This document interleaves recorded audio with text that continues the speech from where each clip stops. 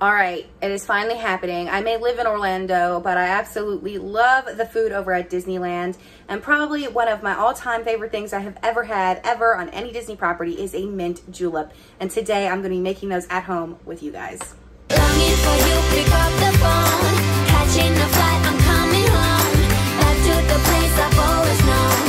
Home, home. Seeing you soon, I gotta run. We're gonna have a lot of fun and spending this summer alone. I'm coming home. I'm coming home.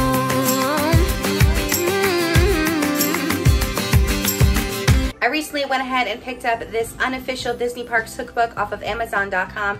It is amazing. I think it came out last year or this year. I honestly can't, yeah, it was 2020. So it came out in 2020 and it is a fantastic cookbook. It is full of tons of recipes from Disneyland and Disney World.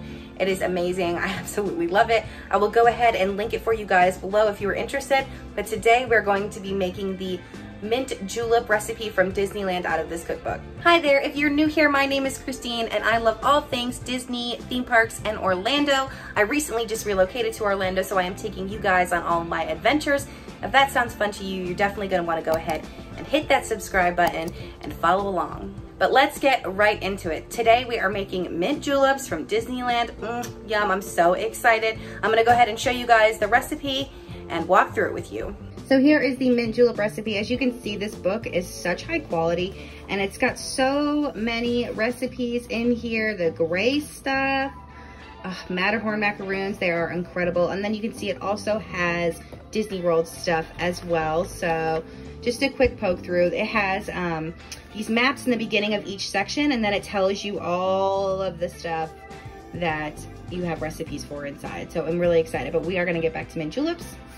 So for the mint syrup, because you need mint syrup for mint juleps, obviously, you need a cup of sugar, a cup of water, and a tablespoon of mint. Now, I haven't really shared this on YouTube, but I am a fairly good cook, so I'm actually not using that recipe for the mint syrup. I went ahead and changed it up a little bit. I used 1 cup of water, 1 cup of sugar. I put those into a pot with a handful, a big hefty handful of mint. I brought that to a boil. I let it boil for 5 minutes and then I let it sit for 30. So for the mint syrup, once it has sat and cooled, you're going to want to run it through a strainer to get out all the mint leaves. You'll be left with something like this. Yes, there are some particles in there from the mint, but it's okay.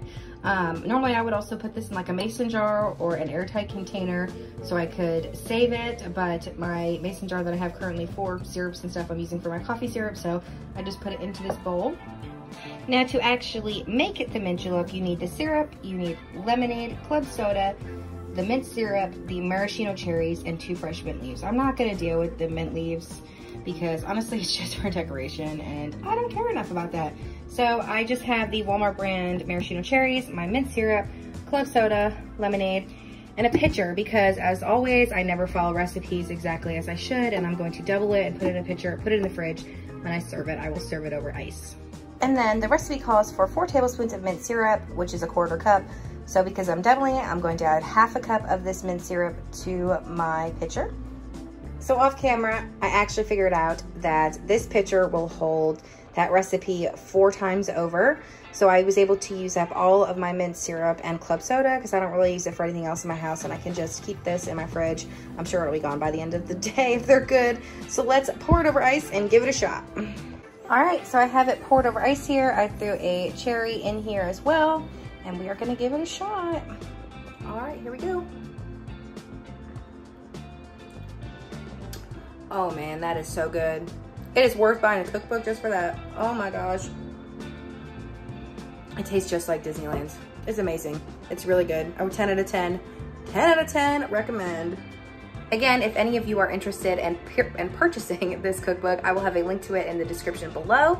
As for today, that is gonna do it. Thank you all for taking the time to watch this video. I hope you all have a magical day, and I'll see y'all real soon. Cheers.